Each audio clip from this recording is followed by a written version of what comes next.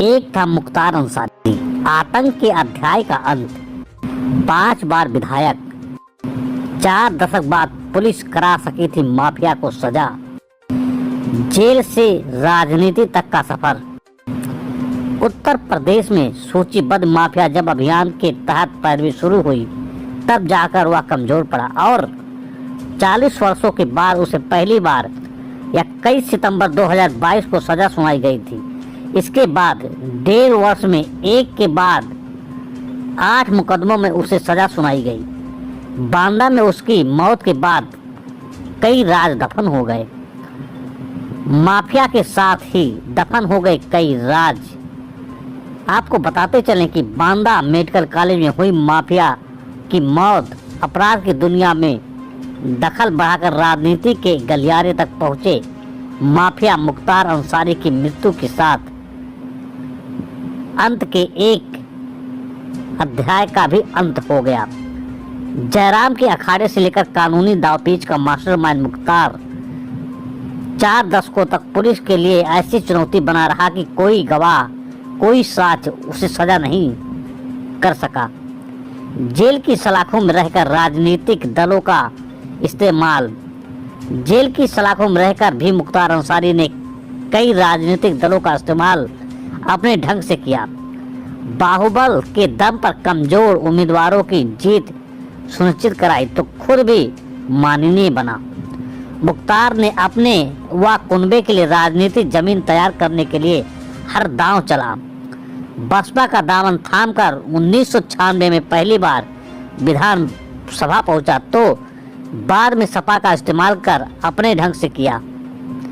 Mafia Mukhtar Ansari की इलाज के दौरान मौत, तबीयत खराब होने पर जेल से लाया गया था मेडिकल कॉलेज। मुख्तार 2 बार निर्दलीय उम्मीदवार रहकर भी विधानसभा चुनाव जीता। सपा बसपा से दूरी होने पर अपनी पार्टी कौमी एकता दल बनाया। मुख्तार 5 बार विधायक बना और बसपा के टिकट पर 2009 के लोकसभा चुनाव में वाराणसी सीट से भी किस्मत आजमाई, हालांकि वह हार गया था। मुख्तार अंतिम बार बसपा के टिकट पर 2017 में विधानसभा पहुंचा था। अपने बाहुबल के बूते बड़े भाई अफजाल अंसारी को संसद तक पहुंचाया तो अपने बड़े बेटे अब्बास अंसारी को भी विधायक बनाया। आगरा सेंट्रल जेल में थी ऐसी धाक। बरामद हुई थी बुलेट प्रूफ जैकेट और मोबाइल। यहीं से लड़ा 2014 का लोकसभा चुनाव। पहला मुकदमा 1986 में दर्ज हुआ।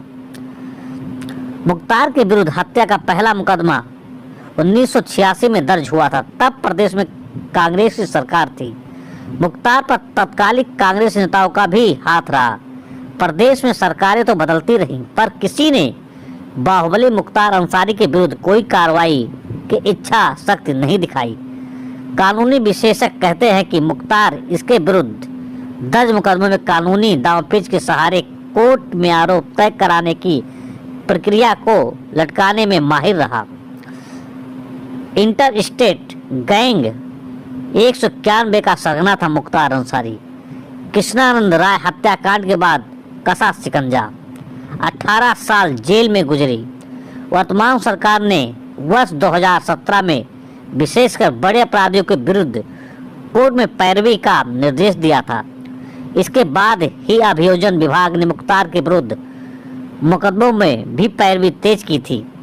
जबकि पूर्ववर्ती सरकारों ने भले ही मुख्तार अंसारी जेल में रहा, पर उसका नेटवर्क कभी नहीं टूटा। कई संगीन अपराध ऐसे भी थे जिनमें मुख्तार की भूमिका पर गहरा संदेह तो हो रहा था, पर कभी उसका नाम सामने नहीं आया। ऐसी कई संगीन मामलों में गहरे राज भी मुख्तार से दफन हो जाएंगे। ऐसा था साम्राज्य। आपको बताते चले कि 32 साल बाद हुई थी पहली सजा। वाराणसी की अदालत ने आजीवन कारावास की सजा सुनाई थी। मुख्तार के साथ इन माफियाओं पर भी कसा शिकंजा। माफिया के विरुद्ध अभियान के तहत हुई कार्रवाई में मुख्तार अंसारी के अलावा विजय मिश्रा, अतीक अहमद मृत, योगेश भदौड़ा, मुनीर, सलीम, रुस्तम, सोहराब, अजीत सिंह उर्फ हप्पू आकाश जाट, सिंह राज भाटी, सुंदर भाटी, मुलायम सिंह, ध्रुव कुमार सिंह उर्फ कुट्टू सिंह, अमित कसाना, एजाज, अनिल दुजाना, याकूब कुरैशी, बच्चू यादव, रणदीप भाटी, संजय सिंह सिंघला, अनुपम दुबे, उधम सिंह व अन्य कोर्ट में सजा सुनिश्चित कराई गई। मुख्तार अंसारी की मौत के बाद पूरी यूपी में हाई अलर्ट। पोस्टमार्टम रिपोर्ट में सामने आया मौत का कारण, कुनबे पर भी है मुकदमे। पत्नी अफसा, मुख्तार की पत्नी अफसा अंसारी के विरुद्ध 11 मुकदमे दर्ज है। इनमें से धोखाधड़ी व गैंगस्टर एक्ट समेत अन्य धाराओं में मुकदमे शामिल है। 3 मामले में कोर्ट में विचाराधीन है। शेष में पुलिस कोर्ट में आरोप पर दाखिल कर चुकी है।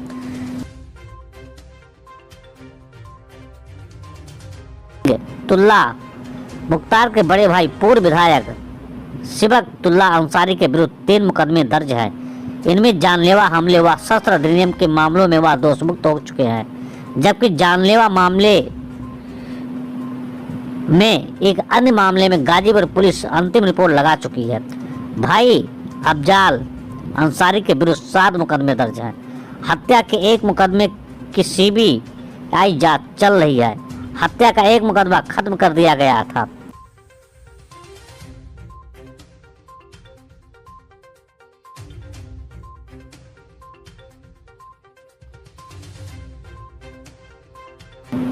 पुत्र अब्बास, मुख्तार के विधायक पुत्र अब्बास अंसारी के विरुद्ध 8 मुकदमे दर्ज हैं। अब्बास की पत्नी निखत को बीते दिनों चित्रकूट पुलिस ने पकड़ा था। चित्रकूट जेल में वह अब्बास से गैर कानूनी ढंग से मिलने जाती थी। निखत के विरुद्ध चित्रकूट में भ्रष्टाचार निवारण अधिनियम व आपराधिक षड्यंत्र समेत अन्य धाराओं में मुकदमा दर्ज हुआ था। पुत्र उमर अंसारी के विरुद्ध धोखाधड़ी समेत अन्य धाराओं में 6 मुकदमे दर्ज है।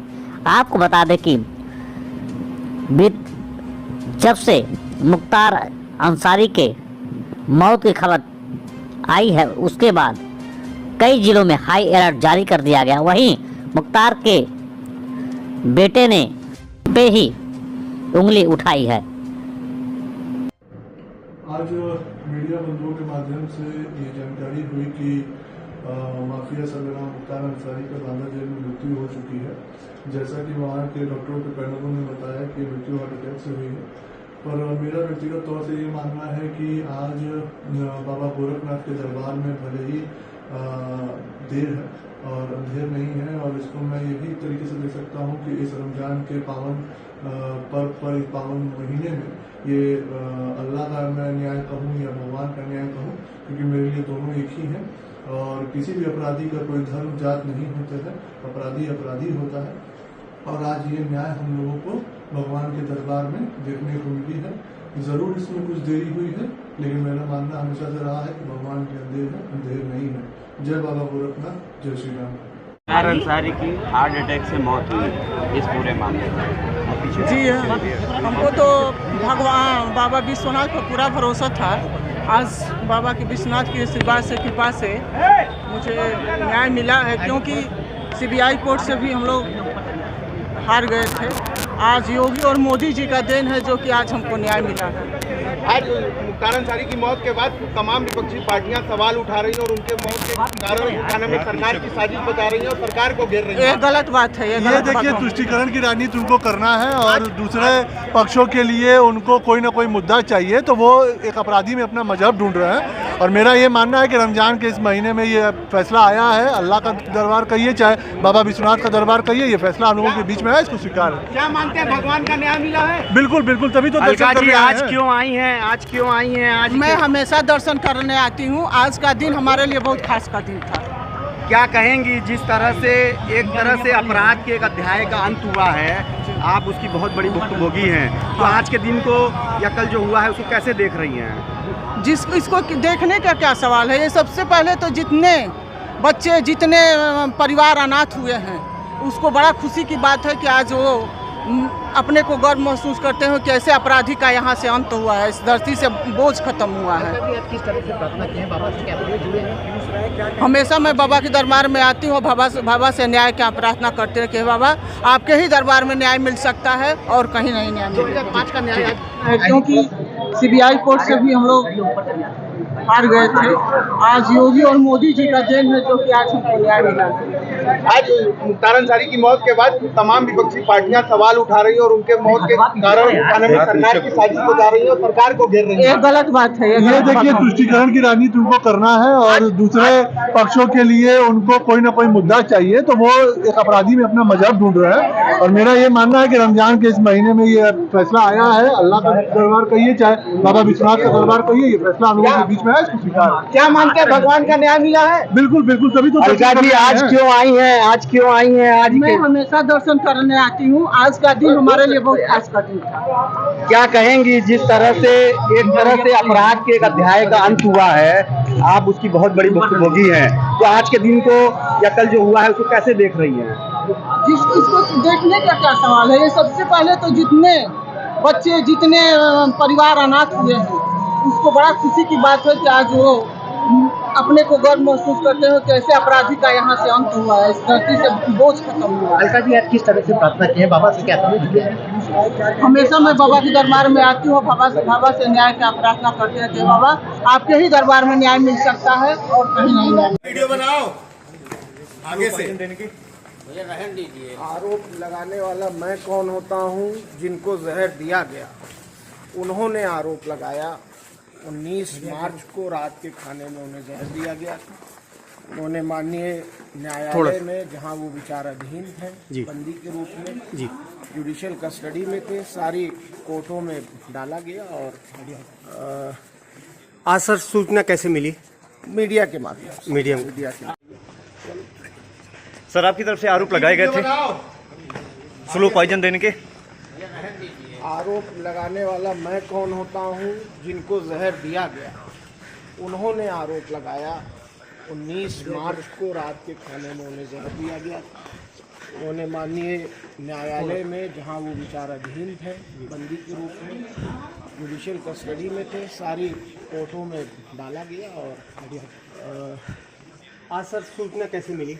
मीडिया के माध्यम से। आगे क्या कार्रवाई करेंगे सर आप लोग? आगे जो है सब होगा। अब ये कोई समय नहीं है कार्रवाई बताने का। सब आप लोग भी इंसान हैं, मैं भी इंसान हूँ, और आप लोग को पता है कि मेरे ऊपर क्या बीत रही है। सर्वोच्च जांच की मांग करेंगे? बिल्कुल करेंगे, और जो कार्रवाई करनी है सब कोर्ट के माध्यम से और न्याय के रास्ते से आगे बढ़ेंगे। और हमें न्यायपालिकाओं पर पूर्ण विश्वास है। किसकी संलिप्तता लगती है आपको? हम कुछ नहीं कहना चाहेंगे इस समय, सब जांच का विषय है। जो अदालत फैसला करेगी, हमको यकीन है कि वो इंसाफ। आपको लगता है जानबूझ के किया गया कृत्य है ये? अब इसमें भी भैया कुछ कहना और छुपा रह गया है। जो व्यक्ति अपनी मुट्ठी ना बंद कर पाता हो, जो व्यक्ति इतना कमज़ोर हो कि उसको खुद ही जेल प्रशासन लेकर आईसीयू आता हो, और खुद ही 12 घंटे बाद, 14 घंटे बाद उसको फिट बताकर, पीठ ठोक कर कि जाइए आप ठीक है, और 14 घंटे बाद जेल की तन्हाई बैरिक में भेज दिया जाता हो। 2 दिन उन्होंने अपनी रात कैसे बिताई होगी ये मैं सोच सकता हूँ। जब आज 3:30 बजे मुझे टेलीफोन पे उन्होंने कहा है कि मैं इस हालत में भी नहीं हूँ कि मैं जेल के वीसी रूम तक जा सकूं बैरिक से निकल, तो अब आप सोचिए। और शासन की जांच पे भरोसा करेंगे या सीधे न्यायपालिका जाएंगे? न्यायपालिका टीम बीपी न्यूज लाइव।